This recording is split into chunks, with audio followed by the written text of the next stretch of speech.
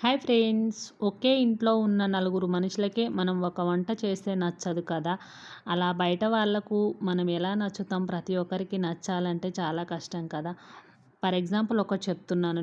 మా ఇంట్లో నేను దోశ వేసాను అనుకోండి, పాపకేమో పల్లి చట్నీ నచ్చదు, చిన్నోడికి పల్లి చట్నీ ఇష్టము, పాపకేమో ఆలుగడ్డ కుర్మా ఇష్టము, మా వారికేమో కొబ్బరి చట్నీ ఇష్టము.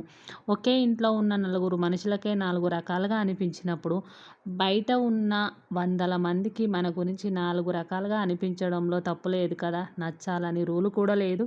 వాళ్ళకు నచ్చట్లేదు, వాళ్ళు మన గురించి తప్పుగా అనుకుంటున్నారు అనంటే తప్పుడు మనుషులకు తప్పు ఆలోచనలే వస్తాయి. మన గురించి వాళ్ళు తప్పుగా అనుకుంటున్నారంటే వాళ్ళ వాళ్ళ మనసుకే వదిలేసేయాలి. మనం వాళ్ళ గురించి వాదించకూడదు.